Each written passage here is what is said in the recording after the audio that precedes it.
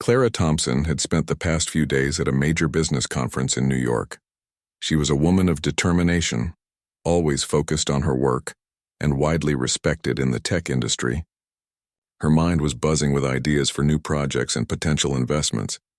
She had closed deals, met innovators, and shared her experience with aspiring entrepreneurs. Now it was time to go home and rest. But little did she know that the journey back would test her patience, courage, and sense of dignity. Clara arrived at the airport early. She liked to have extra time for check-in and security checks. She walked confidently through the terminals, dressed in comfortable business attire, carrying her rolling suitcase and a small handbag. Her flight was scheduled for mid-morning, and she expected it to be like any other. She had flown countless times before and never had any trouble. When she reached the gate, everything seemed normal at first. Staff were checking boarding passes, passengers were waiting in line, and the soft murmur of conversations filled the air. Clara presented her boarding pass with a polite smile, expecting to move smoothly onto the plane. That's when the situation started to change. One of the airline staff members looked at her boarding pass, then at her, and hesitated. Clara noticed the slight pause but did not think much of it. She was used to minor delays and routine questions at airports, but soon, a supervisor appeared and the tone became noticeably different. "I'm sorry, ma'am, but we have a problem," the supervisor said. "Your seat does not meet safety requirements for passengers of your size. We need to rebook you or find a larger seat." Clara blinked in surprise. She had never been told this before, not in all her years of flying. "I'm sorry, but I don't understand. I've flown with this airline many times. My seat has always been fine." "Are you saying I cannot fly?" The supervisor looked uneasy. "We just need to follow airline regulations. It's about safety. We can rebook you on another flight or provide a larger seat if available." Clara felt a rush of embarrassment and disbelief. She had always been confident about herself, about her abilities and accomplishments. Yet she could not deny that being told she was too big to fly hit her in an unexpected way. Her cheeks warmed as she glanced at nearby passengers. Some were whispering, some were staring, and a few avoided eye contact entirely. She tried to reason with the staff politely. "I am willing to cooperate, but I don't see why this is necessary. My previous flights with this airline have been fine. I would like to board my original flight as planned." The supervisor shook his head. "I'm sorry, ma'am. This is the only way to comply with regulations. You cannot board this flight today." Clara's heart sank. She felt a mix of anger and humiliation. She had never been treated this way before, and she had expected the airline to handle the situation professionally. She realized, however, that arguing further at the gate would not help. She decided to step aside to the lounge area and figure out her next move. Once she was seated in the quiet corner of the lounge, Clara took a moment to breathe deeply. She thought about how strange it was that something so routine as boarding a flight had turned into an ordeal. She remembered all the times she had helped struggling companies, guided young entrepreneurs, and turned challenges into opportunities. This was another challenge, and she would handle it as she always had, with patience, intelligence, and determination. While she sat there, the airline staff went about their tasks.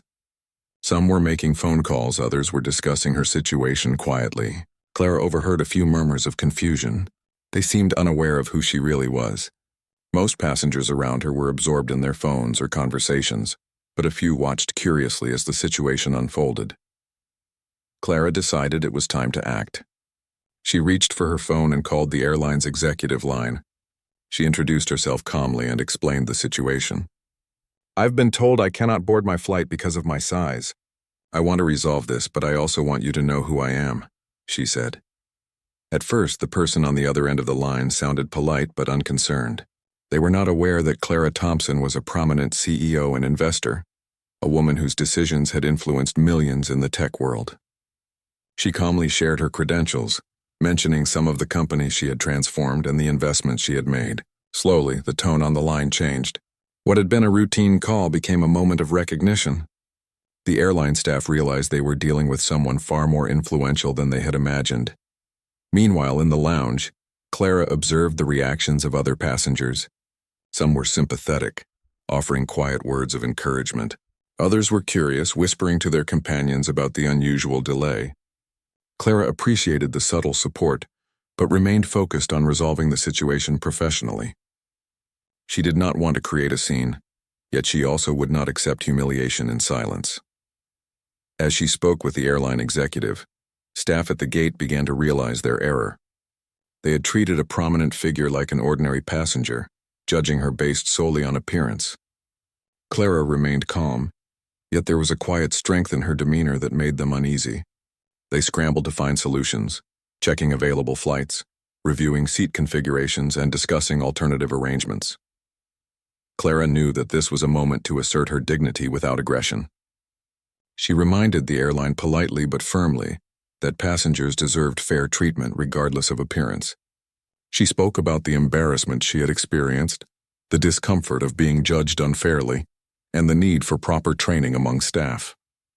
She wanted the airline to understand that this situation could have been avoided entirely with professionalism and respect. During this time, a few passengers began recording the situation on their phones, capturing the tension and the unusual turn of events. Clara was aware of this but remained composed. She did not let the attention disturb her. Instead, she focused on the solution. She wanted to ensure that the situation would not just be corrected for her, but would lead to better treatment for others in the future. As the conversation continued, the airline executive promised immediate action. Staff at the gate were instructed to accommodate Clara on a suitable flight and provide proper assistance. Yet Clara sensed hesitation and confusion among them. They were still coming to terms with the fact that they had misjudged her. She stayed calm, maintaining her poise as the staff consulted among themselves. Finally, after several tense minutes, the airline acknowledged the mistake.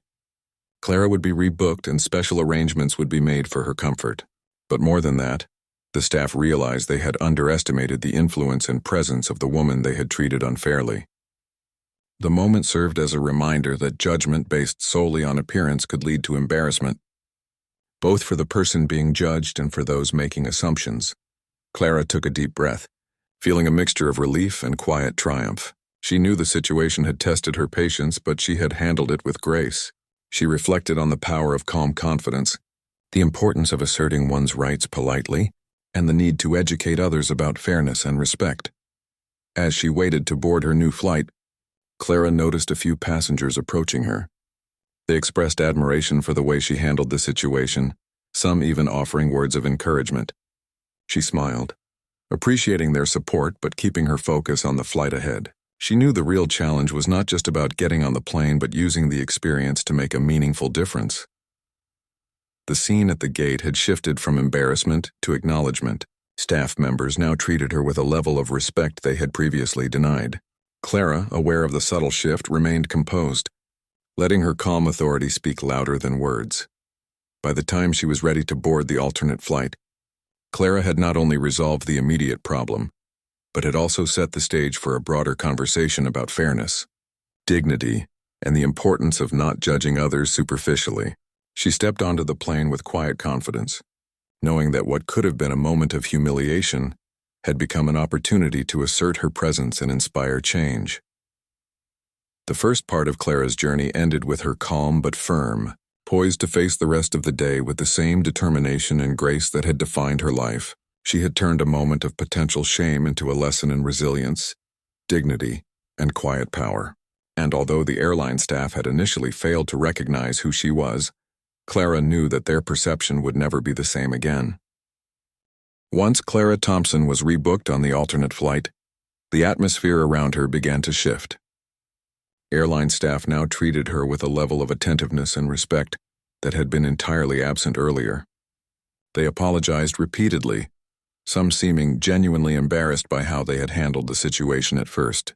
Clara accepted their apologies with calm dignity, understanding that the moment was not about revenge but about ensuring fairness and accountability. She knew that reacting with anger would not have accomplished what she wanted: meaningful change and a message that would resonate beyond herself. As she settled into her new seat, Clara reflected on the morning's events. She had faced humiliation and bias purely based on appearance, yet she had remained composed. It was not easy, she admitted to herself, to stay calm while being judged unfairly. Many people in her position might have shouted, demanded attention, or stormed out in frustration. But Clara had recognized the power of measured responses. Her calm authority had turned the situation around, forcing the airline staff to see her as more than the assumptions they had made. Passengers around her began to notice the difference as well. Some had witnessed the earlier conflict at the gate. Now they observed Clara interacting with the staff in a way that commanded respect without aggression. She spoke politely, yet every word carried weight. Several passengers quietly whispered to each other, remarking on her composure and confidence. Others took out their phones, capturing her calm but firm responses, knowing that this was a rare moment of dignity in a situation that could have been embarrassing. Meanwhile, the airline's management team was already reviewing the incident. Once they realized the identity of the passenger, they scrambled to ensure the company responded appropriately. They wanted to avoid negative publicity and demonstrate accountability. Clara was fully aware of their internal discussions, though she maintained her calm demeanor. She understood the influence she had and chose to wield it carefully. She did not need to raise her voice. Her presence, reputation, and insistence on fairness spoke volumes. During the flight, Clara reflected on her broader goals. She realized that this incident, while personal, represented a larger issue many travelers faced. Discrimination and bias at airports were common, yet few had the visibility or power to demand change. Clara had the opportunity to make a difference, not just for herself but for countless others who endured similar experiences in silence. She began planning a thoughtful approach to raise awareness about bias in air travel, considering social media campaigns, interviews, and discussions with airline executives. Upon landing, Clara was met by a company representative who escorted her personally, ensuring she was comfortable and that her luggage was handled properly. Staff continued to apologize, now aware of the consequences of mishandling situations like hers. Clara accepted the apologies but remained focused on the broader impact. She understood that this was not just about her personal inconvenience, but about setting an example and advocating for fairness. News of the incident began to spread quickly. Fellow passengers shared their experiences on social media, praising Clara for her composure and courage. The story caught the attention of online news outlets, which highlighted both the humiliation she had endured and the grace with which she handled the situation. Headlines praised her calm strength and highlighted the irony of how airline staff initially judged her, only to treat her with respect once her identity was known. Clara understood the power of this narrative. She saw it as an opportunity to raise awareness about broader issues in air travel, the treatment of passengers who may not fit a standard mold, the assumptions made by staff based on appearance, and the importance of professional conduct in high-pressure situations.